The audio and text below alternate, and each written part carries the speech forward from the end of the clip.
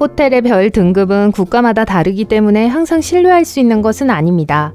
예를 들어 이탈리아에서는 24시간 리셉션 창구가 있고 세계 국어를 할 수 있는 직원이 있으면 별 5개 호텔이 될 수 있어요. 별 숫자 대신 등급이나 리뷰를 보세요. 또한 예약을 늦게 하면 가장 저렴하게 예약할 수 있습니다. 숙박이 급하지 않다면 숙박 당일 객실을 예약해보세요. 호텔이 꽉 차지 않으면 할인을 받을 수 있습니다. 호텔 매니저는 마지막 순간에 객실을 채우기 위해서 객실 요금을 인하할 수 있어요. 또한 일반적으로 호텔에 직접 예약하는 것이 더 좋습니다. 타사 웹사이트에는 종종 더 나쁜 객실이나 남아있는 객실을 제공하곤 합니다. 호텔에 직접 예약하면 할인 혜택을 얻을 가능성이 높아요. 타사 사이트에서는 수수료를 청구하기 때문이에요. 체크인 데스크에 도착하면 호텔 직원이 이미 여러분을 알아볼 수도 있어요.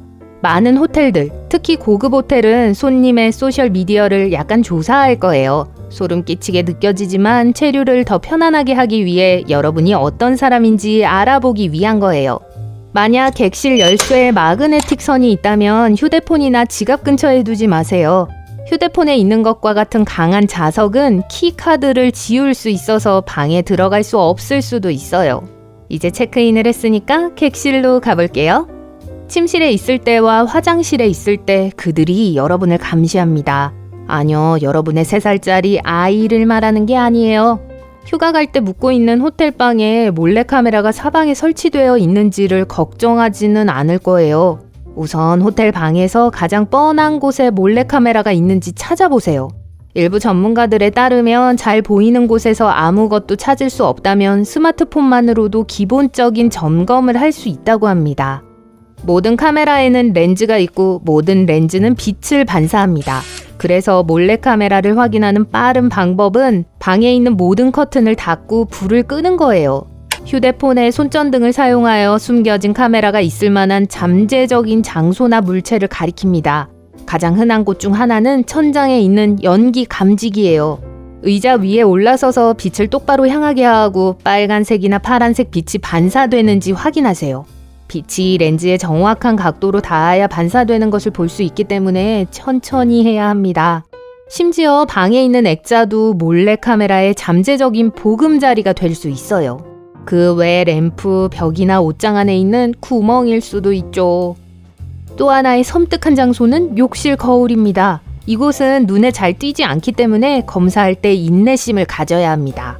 또한 밤에 여러분을 감시하는 카메라를 발견하기 위해 폰 카메라를 사용할 수 있어요. 이 비밀 카메라는 밤에 작동할 수 있도록 인간의 눈이 볼 수 없는 적외선을 방출합니다. 또한 불을 끄고 카메라를 셀카 모드로 설정해야 합니다. 대부분의 스마트폰 후면 카메라에는 적외선 필터가 있지만 전면 카메라에는 없어요. 전면 카메라를 향해 TV 리모컨을 대고 아무 버튼이나 눌러서 확인해 보세요.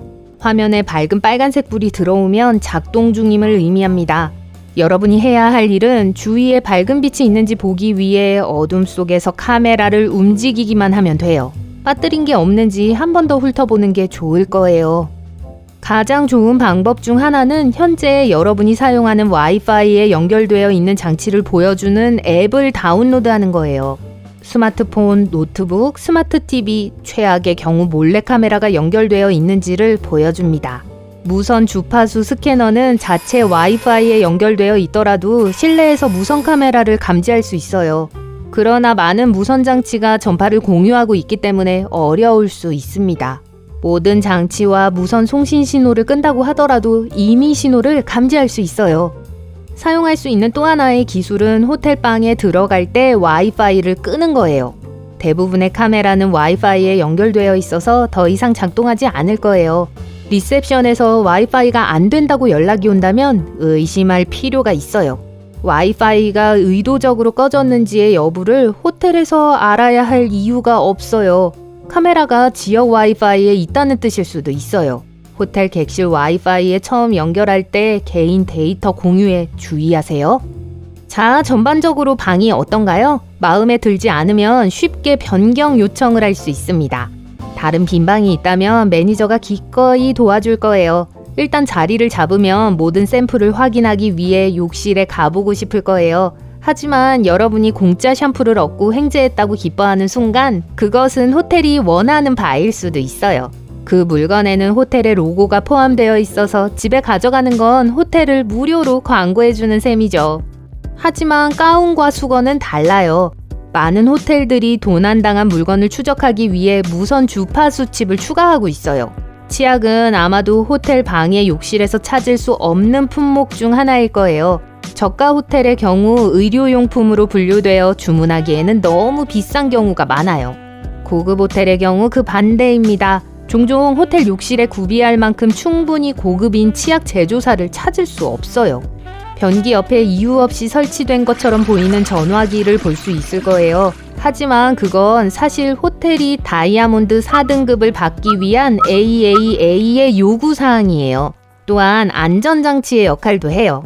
만약 여러분이 젖은 바닥에서 미끄러지거나 어떤 이유로 화장실에 갇힌다면 쉽게 도움을 요청할 수 있습니다. 이제 침대에 누워서 유료 영화를 볼 준비가 됐어요. 하지만 공짜로 보려고 실수로 클릭해서 돈을 낼 필요가 없다고 우기지 마세요. 호텔 프론트 데스크의 직원들은 여러분이 영화를 얼마나 오래 봤는지 실제로 알 수 있어요. 그래서 몇 초 후에 영화를 정지했다면 믿겠지만 끝까지 봤다면 믿지 않을 거예요. 영화 보면서 한잔 하실래요? 미니바 음료의 씨를 꼭 확인하세요. 비양심적인 손님들은 종종 음료를 마시고 물을 채워둡니다. 이렇게 하면 요금이 면제되고 하우스키퍼가 눈치채지 못했다면 요금을 피할 수 있겠죠. 맞아요. 음료수 한 캔은 편의점에서 사는 것보다 2배 더 비쌀 수 있지만 호텔의 블랙리스트에 오르고 싶지는 않을 거예요. 호텔에서 사용한 수건을 정성 들여 정리하는 건 최선의 방법이 아니에요. 전혀 도움이 안 돼요.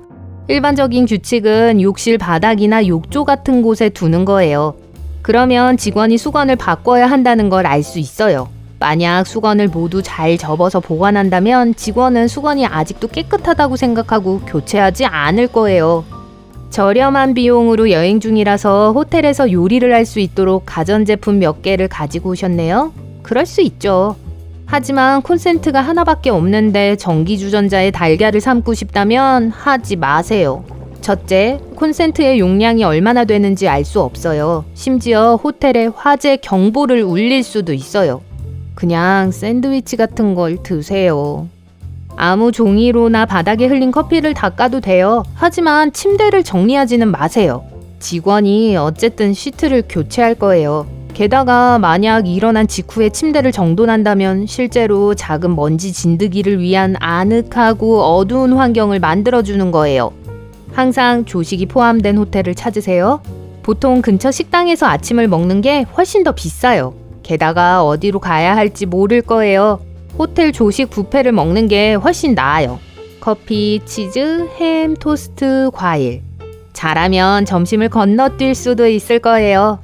물론 컵라면을 먹기 위해 물을 끓일 수 있지만 신선하고 바삭바삭한 토스트를 먹고 싶다고 해서 다리미로 토스트를 만들려고 하진 마세요.